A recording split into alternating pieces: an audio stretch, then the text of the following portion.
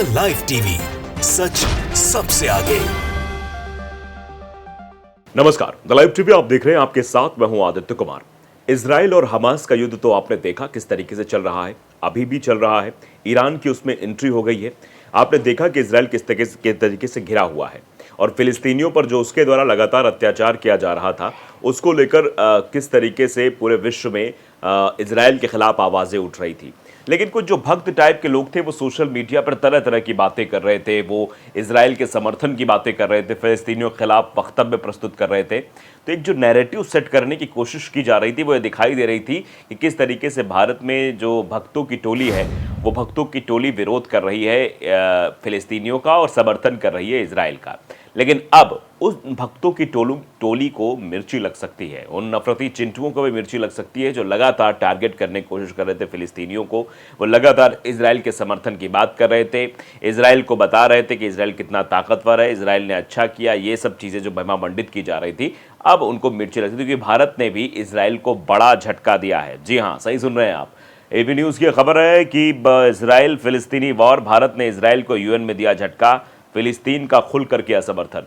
यानी भारत ने भी अब खुलकर फिलिस्तीन का समर्थन कर दिया है। वैसे भी फिलिस्तीन के समर्थन में कई अन्य देश भी आ गए थे और किस तरीके से वो कह रहे थे कि इजराइल को अपना वहां से दावा छोड़ देना चाहिए, इजराइल को वहां पर हठ धर्मिता नहीं दिखानी चाहिए। तो सीधे तौर पर फिलिस्तीन का खुलकर समर्थन किया गया है, जिसके बाद से चर्चाएं तेज हो गई हैं। भारत ने संयुक्त राष्ट्र में इजराइल और फिलिस्तीन के लिए 2 राज्य के समाधान का ये समर्थन किया है कि 2 राज्य बनने चाहिए और फिलिस्तीन को उसका हक मिलना चाहिए, क्योंकि लगातार फिलिस्तीन की जगहों पर कब्जा करना और गाज़ा पट्टी पर जिस तरीके का आतंक मचाया गया, इसको आतंक ही कहेंगे, जिस तरीके से चीज़ें हुई वो ये इशारा करती हैं कि ये टारगेट करने के लिए थी, निशाना बनाने के लिए थी, ये फिलिस्तीनियों को परेशान करने के लिए थी, उनकी ज़मीनों को कब्जा किया गया। दरअसल फिलिस्तीन यानी हमास की तरफ से जब हमला 7 अक्टूबर को किया गया तो उस हमले के पीछे का कारण जानने का अगर आपको जानना है तो आप समझिए इसके पीछे इजराइल की कितनी प्रताड़ना है, इसके पीछे यहूदियों की कितनी प्रताड़ना है। चाहे वो अलास्का मस्जिद की बात हो, चाहे वो धार्मिक पुस्तक जलाने की बात हो, या फिर धार्मिक टिप्पणियां करने की बात हो, फिलिस्तीनियों को जेल भेजने की बात हो, फिलिस्तीनियों की ज़मीन पर कब्जा करने की बात हो, इन सब चीज़ों में किस तरीके से इजराइल का हाथ रहा और शुरुआत से इजराइल इस तरीके के हरकतों में इन्वॉल्व रहा है। शायद यही वजह है कि अब इजराइल को मुंह की खानी पड़ रही है। अब इजराइल को समझ में आने लगा है कि उसकी स्थितियां उसके हाथ से निकलती चली जा रही हैं। अमेरिका साथ देने को तैयार नहीं है, ब्रिटेन ने भी पांव पीछे खींच लिए, क्योंकि इससे अमेरिका और ब्रिटेन को बड़ा नुकसान हो रहा है। पहले अमेरिका को ज़रूर ये लग रहा था कि हम इजराइल का समर्थन करेंगे तो हमारे अंडर कंट्रोल में रहेगा, जो ये युद्ध इधर हो रहा है या हमारे उसमें कंट्रोल में रहेगा। लेकिन जिस तरीके से ये चीज़ें हुई हैं और जिस तरीके से वक्तव्य दिए जा रहे थे वो इशारा कर रहा है कि आने वाले समय में चीज़ें जो है गड़बड़ हो सकती हैं। फिलहाल अभी जो तस्वीरें हैं वो इसी ओर शायद इशारा कर रही हैं। भारत की तरफ से भी अब फिलिस्तीन का समर्थन किया जाना, अमेरिका की तरफ से भी जो फिलिस्तीन का समर्थन किया गया था, क्योंकि अब पूरी तरीके से इजराइल घिर चुका है। ईरान, इधर हुती, उधर हिजबुल्लाह, हर जगह से गतिरोध तेज होता जा रहा है और समस्याएं बढ़ती चली जा रही हैं। इसीलिए शायद भारत ने संयुक्त राज्य में इजराइल और फिलिस्तीन के लिए 2 राज्य का समर्थन के समाधान का समर्थन की बात की कि इन दोनों राज्यों के बीच जो है समाधान, 2 अलग अलग राज्य बनने चाहिए, फिलिस्तीनियों को अपना हक मिलना चाहिए और इसकी वकालत करने की बात कही गई है। भारत ने इजराइल और फिलिस्तीन को लेकर बड़ा बयान दिया है, जिसे इजराइल के लिए एक झटके के रूप में भी देखा जा रहा है। दरअसल भारत ने संयुक्त राष्ट्र में इजराइल और फिलिस्तीन के लिए 2 राज्य का समाधान का समर्थन किया है। संयुक्त राष्ट्र की इस बैठक में भारत की स्थायी प्रतिनिधि रुचिरा काम्बोज ने कहा कि भारत 2 राज्य फिलिस्तीन के लोग सुरक्षित सीमा के भीतर एक स्वतंत्र देश में रह सकेंगे। उन्होंने संयुक्त राष्ट्र में फिलिस्तीन के आवेदन पर पुनर्विचार करने की बात कही। भारत के इस कदम को इजराइल के लिए झटके के रूप में भी देखा जा रहा है, जबकि इजराइल के प्रधानमंत्री फिलिस्तीनी राज्य को खतरे के रूप में देखते हैं। बता दें कि फिलिस्तीन ने पिछले दिनों यूएन की सदस्यता के लिए आवेदन किया था, जो अमेरिका के वीटो के चलते पास नहीं हो सका था। काम्बोज ने कहा कि हम आशा करते हैं कि उचित समय पर इस पर पुनर्विचार किया जाएगा और संयुक्त राष्ट्र का सदस्य बनने के फिलिस्तीन के प्रयास को भी समर्थन मिलेगा। बैठक के दौरान भारत के स्थायी प्रतिनिधि रुचिरा काम्बोज ने हमास की भी निंदा की है। 7 अक्टूबर 2023 को इजराइल के ऊपर हमास ने हमला किया था। उन्होंने कहा कि आतंकवाद को सही नहीं ठहराया जा सकता है। आतंकवाद के खिलाफ भारत हमेशा खिलाफ रहा है। हम सभी बंधकों को बिना शर्त रिहाई की मांग भी करते हैं। काम्बोज ने गाजा में अंतर्राष्ट्रीय कानूनों और मानवीय कानूनों का पालन करने को भी कहा है कि वहाँ पर मानवीय और वहाँ पर जो कानून है वो प्रभावी ढंग से लागू हों।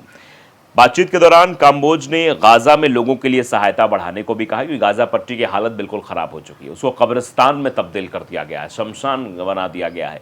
जिस तरीके से वहाँ पर एक के बाद एक गोले दागे गए हैं, एक के बाद एक इसराइल ने वहाँ मिसाइलें दागी हैं, वहाँ के बच्चों को जो नुकसान पहुँचा है, वहाँ के जो पीढ़ी को नुकसान पहुँचा है, वहाँ सबसे ज़्यादा मरने वालों में महिलाएं और बच्चे शामिल हैं। आप इससे अंदाज़ा लगा सकते हैं क्रूरता का इजराइल के, इससे एक अंदाज़ा लगा सकते हैं बेंजामिन नेतन्याहू की सोच का, इससे आप अंदाज़ा लगा सकते हैं कैसे औरतों और बच्चों शेल्टर्स होम पर हमले करके और अस्पतालों पर हमला करके ये जहाँ पर बच्चों का इलाज चल रहा था, कई महिलाएं थी जो गर्भवती महिलाएं थी, उनका समय से पहले उनके बच्चों की या तो डेथ हो गई गर्भ में ही या फिर प्री मैच्योर बेबी हो गया, उसको फिर वेंटिलेटर पर रखना पड़ा। वहाँ पर मशीनों को भी चलाने के लिए बिजली की आवश्यकता होती है, वो भी नहीं पहुँच पा रहा था। जनरेटर्स में ईंधन नहीं थे, बहुत सारी समस्या और बहुत अच्छे ऐसे बच्चे थे जो कि धरा पर आने से पहले ही काल के गाल में समा गए। तो ये वहाँ पर विचलन की स्थिति थी, वो ये वहाँ पर ऐसी समस्या उत्पन्न हो गई थी। और उसके बाद यही चीज़ें कही जा रही, काम्बोज के द्वारा जो बातें कही गई हैं कि वहाँ पर मानवीय सहायता पहुँचानी जानी ज़रूरी है, वहाँ पर जो सहायता हो रही है उसको और तेज़ी से बढ़ाया जाना चाहिए। उन्होंने कहा कि स्थिति सुधारने के लिए लोगों की सहायता करना ज़रूरी है।